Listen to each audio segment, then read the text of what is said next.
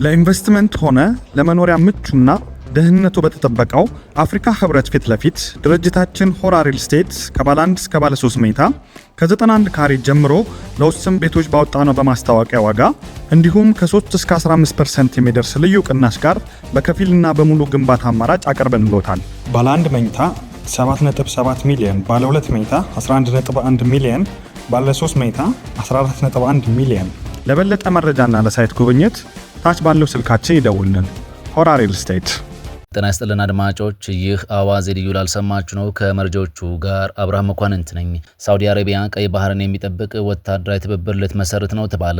የአሜሪካና የኢራን ውጥረት ወደ ከፋ ምዕራፍ ተሸጋግሯል። ግብጽ ወደብ ላይ የነበሩ መርከቦች የተመቱት በድሮን እንደሆነም መረጃዎች አመላክተዋል። የኢራን አብዮታዊ ዘብ ኩዌት በሚገኝ የአሜሪካ አየር ኃይል ሰፈር ላይ ጉዳት ማድረሱን ገልጿል። ትራምፕ ከሐማስ የጦር መሳሪያ ማስፈታት ጋር በተያያዘ ስምምነት መደረጉንም ይፋ አድርጓል። ሁሉንም ጉዳዮች በዝርዝር እናስደምጣቸዋለን። አብራችሁን ቆዩ። ሳውዲ አረቢያ ቀይ ባህርን የሚጠብቅ ወታደራዊ ትብብር ልትመሰርት ነው ተባለ።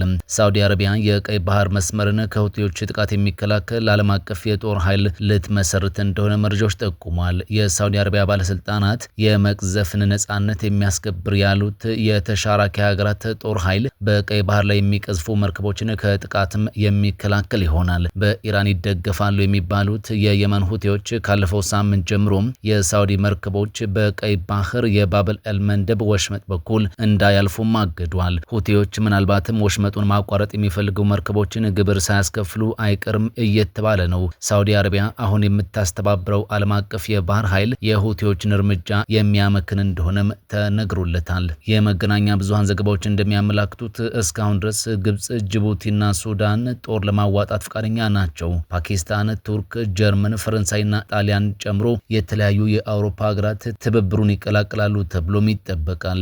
የራሷን ሰላም በአፍሪካ ህብረት ጦር ድጋፍ ማስከበር ያቃታት ሶማሊያም ጦር ያዋጣሉ ከሚባሉት ሀገራት አንዷ ትሆናለችም ተብሏል። የሳውዲ አረቢያ የመከላከያ ሚኒስትር የዩናይትድ ስቴትስን ፍቃድ ለማግኘት ትላንት ዋሽንግተን ውስጥ ከፕሬዝዳንት ዶናልድ ትራምፕና ከምክትላቸው ጄዲ ቫንስ ጋር ንግግርም አድርጓል። ዩናይትድ ስቴትስ የትብብሩ አባል እንደምትሆን የዋሽንግተን ባለስልጣናት ፍንጭም ሰጥቷል። ኢራንን ለመውጋት $38 ቢሊዮን ያወጣው የትራምፕ አስተዳደር ሶማሊያ ለሰፈረው የአፍሪካ ህብረት ሰራዊት የሚያደርገውን የገንዘብ ድጋፍ ከመጪው ጥር ጀምሮ ለማቋረጥም ወስኗል ተብሏል። የአሜሪካና ኢራን ውጥረት ወደ ከፋ ምዕራፍ ተሸጋግሯል። በዮርዳኖስ ከሚገኘው የአሜሪካ ወታደራዊ ጣቢያ የተተኮሱትን የኢራን ሚሳኤሎች ተከትሎ አሜሪካ በኢራን ላይ አዳዲስ የአየር ጥቃቶችን ፈጽማለች። የአሜሪካ ማዕከላዊ እዝ ሴንቲኮም እንደገለጸው እርምጃው የኢራንን የኃይል ጥቃት ሙከራዎች ለመመለስ የተወሰደ ጠንካራ ምላሽ ሲሆን በኢራን ውስጥ የሚገኙ ቁልፍ ወታደራዊ ኢላማዎች መመታታቸው ተረጋግጧል። ፕሬዚዳንት ዶናልድ ትራምፕ ለአሜሪካ መገናኛ ብዙሃን በሰጡት አስተያየት አሜሪካ በኢራን ላይ ከባድ እርምጃ መውሰድ መጀመሯን ገልጸው አሁን የአሜሪካ ተራ መሆኑን አንስተዋል። የኢራን አብዮታዊ ዘብ በዮርዳኖስ በሚገኘው የአሜሪካ ወታደራዊ አየር ጣቢያ ላይ ሚሳኤል መተኮሱን ቢናገርም የአሜሪካና የዮርዳኖስ የአየር መከላከያ ስርዓቶች ሚሳኤሎቹን ሙሉ በሙሉ በአየር ላይ አክሽፈዋቸዋል። በተጨማሪም የኢራን ኃይሎች በሆርሙዝ የባህር ወሽመጥ አቅራቢያ የሚንቀሳቀሱ የነዳጅ ጫኝ መርከቦችን ማሸበራቸውን የቀጠሉ ሲሆን የቀጠናው ስጋት ከቀን ወደ ቀን እየጨመረ መጥቷል። ግብጽ ወደብ ላይ የነበሩ መርከቦች የተመቱት በድሮን መሆኑ ተነገረ። ሜዲትራኒያን ባህር ጠረፍ በሚገኘው ዳሚታ በተባለው የግብጽ ወደብ የቆሙ መርከቦች ትላንት በሰው አልባ አውሮፕላን መመታታቸውን የሀገሪቱ ካቢኔ ይፋ አድርጓል። ሁለቱ የጋዝ ማጠራቀሚያ መርከቦች ትላንት በእሳት መቃጠላቸውን የግብጽ ባለስልጣናት አስታውቀው ነበር። ተንሳፋፊ የጋዝ ማጠራቀሚያ የሚባሉት ሁለቱ መርከቦች የዩናይትድ ስቴትስ ናቸው።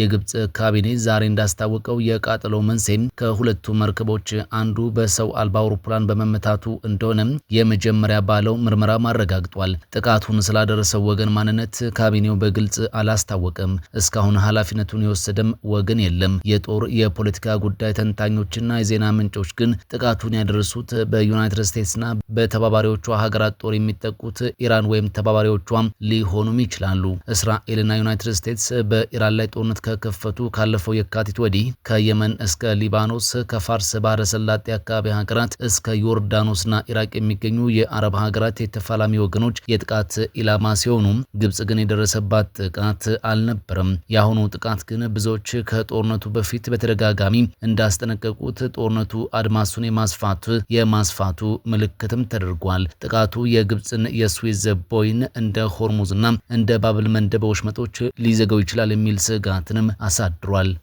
የኢራን አብዮታዊ ዘብ ኩዌት በሚገኝ የአሜሪካ አየር ኃይል ሰፈር ላይ ጉዳት ማድረሱን ገለጸ። የኢራን እስላማዊ አብዮታዊ ዘብ ትላንት ሐሙስ ጧት ኩዌት ውስጥ በሚገኘው የአሜሪካ አየር ኃይል ጦር ሰፈር ላይ ፈጸምኩት ባለው ጥቃት ጉዳት ማድረሱን አስታውቋል። በጥቃቱ የእሳት ቃጠሎ ተነስቶ 2 የድሮኖች መጠለያዎች እንዲሁም ለወታደራዊ አውሮፕላኖችና ሄሊኮፕተሮች የሚውል የነዳጅ ማከማቻ እንደወደመም የመገናኛ ብዙሃን ዘገባ አመልክቷል። ነገር ግን እስካሁን ይህን የአብዮታዊ ዘቡን ጥቃትና አደረስኩት ያለውን ጉዳት በተመለከተ ከኩዌትም ሆነ ከአሜሪካ ባለስልጣናት ወይም ከገለልተኛ ወገን የተሰጠ ማረጋገጫም ሆነ ማስተባበያ አልተሰማም። የኢራን እስላማዊ አብዮታዊ ዘብ የህዝብ ግንኙነት ክፍል ጥቃቱ ዘመቻ ናስር 2 የተባለ መሆኑንና የአሜሪካ ኃይሎች በቀጠናው ለመኖራቸው የተሰጠ ምላሽ መሆኑን ገልጿል። ነገር ግን ለጥቃቱ ጥቅም ላይ ስለዋሉት የጦር መሳሪያ አይነቶች፣ ስለደረሰው የውድመት መጠን ወይም በሰው ላይ ስለደረሰ ጉዳት ምንም ዝርዝር መረጃ እስካሁን አልወጣም። አብዮታዊ ዘቡ በኩዌት ሰሜን ምዕራብ ክፍል ውስጥ በሚገኘው የአሜሪካ ኃይሎች በሚገኙበት የአየር ኃይል ሰፈር ላይ ቀደም ሲል ጥቃት ፈጽሞ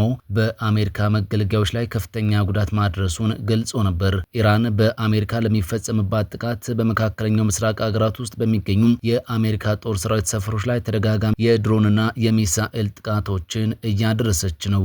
በተለይም በዮርዳኖስ፣ ኩዌትና ባህሬን ውስጥ ያሉት የአሜሪካ ጦር ሰፈሮች ከባድ ጉዳት ያደረሱ ጥቃቶች እንደተፈጸሙባቸውም ተዘግቧል። ፕሬዚዳንት ትራምፕ ከሐማስ የጦር መሳሪያ ማስፈታት ጋር በተያያዘ ስምምነት መደረጉን ይፋ አደረጉ። የዩናይትድ ስቴትሱ ፕሬዚዳንት ዶናልድ ትራምፕ ትላንት ሐሙስ ሐማስን ሙሉ በሙሉ የጦር መሳሪያ ለማስፈታት የሚያስችል ስምምነት መደረጉን ያወጁ ሲሆን ይህም በጋዛ አዲስ የፍልስጤም መንግስት ለማቋቋም ትልቅ እርምጃ ነው ብለውታል። ከሐማስ በኩል ስለ ስምምነቱ የተሰጠ ፈጣን መግለጫ ባይኖርም የትራምፕ ማስታወቂያ የወጣው በካይሮ ከአስታራቂዎች ጋር እየተደረገ ባለው ውይይት ዙሪያ መረጃ ያላቸው ምንጮች ለኤኤፍፒ እንደተናገሩት የፍልስጤሙ እስላማዊ እንቅስቃሴ የጦር መሳሪያዎቹን ለማስረከብ የሚያስችለው ስምምነት ላይ እድገት እያሳየም በነበረበት ወቅት ነው። ፕሬዚዳንት ትራምፕ ትሩዝ ሶሻል በተሰኘው ማህበራዊ ገጻቸው ላይ እንዳሰፈሩት ዛሬ ሰላም ቦርዱ ሐማስንና በጋዛ ያሉ ሌሎች ታጣቂ ቡድኖችን ሙሉ በሙሉ ለማስፈታት የሚያስችል ታሪካዊ ስምምነት ላይ ደርሷልም ብሏል። ይህም ለዘላቂ ሰላምና ደህንነት ትልቅ እርምጃ እንደሆነ አንስተዋል። አክለውም የጦር መሳሪያ ማስፈታቱ ሂደት በጥንቃቄ በተዋቀሩ ደረጃዎች እንደሚከናወንም አብራርተዋል። የጦር መሳሪያ የማስፈታቱ ሂደት ሲጠናቀቅ የእስራኤል ኃይሎች የሚወጡ ሲሆን ዓለም አቀፉ የማረጋጋት ኃይል ከአዲሱ የፍልስጤም ፖሊስ ኃይል ጋር በመተባበር ጋዛ ለነዋሪዎቿና ለጎረቤቶቿ ደህንነቷ የተጠበቀ እንድትሆን የማድረግ ኃላፊነት ይወስዳል ሲሉም ተናግሯል። በተጨማሪም ከግብጽ፣ ኳታርና ቱርክ የመጡትን አስታራቂዎችም አመስግኗል። የሐማስ የጦር መሳሪያ ማስፈታት አከራካሪ ጉዳይ ከጥቅምት ወር ጀምሮ በእስራኤልና በቡድኑ መካከል በጋዛ ተግ ብሎ በቆየው የተኩስ ማቆም ስምምነት ላይ ዋናው ማቆሚያ ነጥብ ነበር። የተኩስ ማቆም ስምምነቱ ቢኖርም በጋዛ ግጭት የቀጠለ ሲሆን ትላንት ሐሙስ በእስራኤል በኩል በተሰነዘረ ጥቃት 2 ህጻናትን ጨምሮ ቢያንስ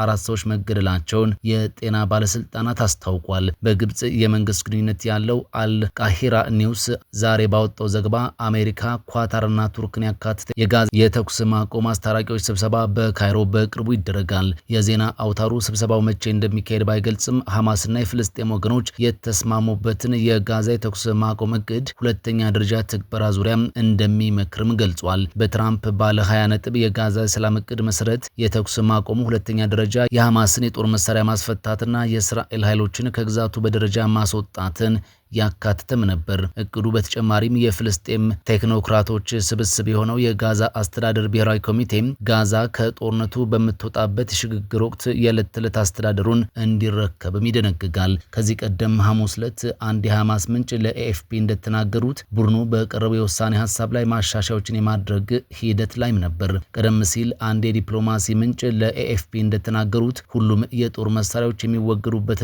ሙሉ ስልጣኑን ለቴክኖክራት መንግስት ለማስረከብ ደረጃ በደረጃ የኃላፊነት ሽግግር የሚደረግበትን ሚዛናዊና ተግባራዊ የሆነ የመንገድ ካርታ ተግባራ ማራመዳችንን እንቀጥላለን ብሏል። ምንጩ ጉዳዩ በይፋ ለመናገር ስልጣን ስለሌለው ስሙ እንዳይገለጽ ጠይቆም ለተወሰኑ የጦር መሳሪያዎች ወይም ለተወሰኑ ሰዎች ምንም አይነት ልዩ ሁኔታ አይኖርም። አንድ ባለስልጣን፣ አንድ ህግና አንድ የጦር መሳሪያ ብቻ ነው የሚኖረው ብለዋል። ምንጩ እንዳሉት የመንገድ ካርታው ሁሉንም ዋሻዎች፣ የጦር መሳሪያ መጋዘኖችንና ማንኛውንም የጦር መሳሪያ ማምረቻ ቦታዎችን የማስወገድ ሂደትንም ይፈጥራል። ምንጩ አክለውም ከባድና ቀላል የሆኑ ሁሉም የጦር መሳሪያዎች በሰላም ቦርዱ ስር በሚንቀሳቀሱ ባለብዙ ሀገር ኃይሎች እንደሚዋቀር የሚጠበቀው ዓለም አቀፍ የማረጋጋት ኃይል ድጋፍና ቅንጅት ሙሉ በሙሉ በቁጥጥር ስርም ይሆናል ብለዋል። አክለውም የማረጋገጫ ዘዴ በእያንዳንዱ ወገን በኩል ተገዥነት መኖሩንም ያረጋግጣል ብለዋል። በውይይቱ ዙሪያ መረጃ ያለው የሐማስ ምንጭ ቀደም ብሎ ለኤኤፍፒ እንደተናገረው እንቅስቃሴው በቅርቡ ለአስታራቂዎቹ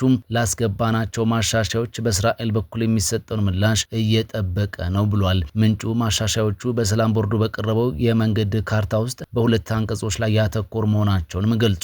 የጦር መሳሪያን በሚመለከተው አንቀጽ ላይ የሐማስ ምንጭ አንዳንድ ነጥቦች እንዲወጡ የተደረገ ሲሆን አማራጮችም ቀርበዋል ብሏል። አንድ የእስራኤል የፖለቲካ ምንጭ ለዜና ምንጩ እንደተናገረው የቀረበው ስምምነት የእስራኤልን ጥያቄዎች በአጥጋቢ ሁኔታ አያስተናግድም። እስራኤል ለየትኛውም ሂደት እንደ ቅድመ ሁኔታ የሐማስን ሙሉ በሙሉ የጦር መሳሪያ ማስፈታት፣ የጦር መሳሪያዎችን ከጋዛ ማስወገድና የጋዛን ሙሉ በሙሉ ከወታደራዊ ኃይል ነጻ ማድረግን ትጠይቃለችም ብሏል። በተጨማሪም በዚህ ሳምንት ዋሽንግተን ውስጥ በእስራኤል ጠቅላይ ሚኒስትር ቤንያሚን ኔታንያሁና በፕሬዝዳንት ትራምፕ መካከል በተደረገው ስብሰባ የጋዛ ጉዳይ በፍጹም እንዳልተነሳ የመረጃ ምንጮች ጠቅሰዋል። ለኢንቨስትመንት ሆነ ለመኖሪያ ምቹና ደህንነቱ በተጠበቀው አፍሪካ ህብረት ፊት ለፊት ድርጅታችን ሆራ ሪል ስቴት ከባለ 1 እስከ ባለ 3 መኝታ ከ91 ካሬ ጀምሮ ለውስን ቤቶች ባወጣነው በማስታወቂያ ዋጋ እንዲሁም ከ3 እስከ 15% የሚደርስ ልዩ ቅናሽ ጋር በከፊልና በሙሉ ግንባታ አማራጭ አቅርበንልዎታል። ባለ 1 መኝታ 7.7 ሚሊዮን፣ ባለ 2 መኝታ 11.1 ሚሊዮን፣ ባለ 3 መኝታ 14.1 ሚሊዮን። ለበለጠ መረጃና ለሳይት ጉብኝት ታች ባለው ስልካችን ይደውልን። ሆራ ሪል ስቴት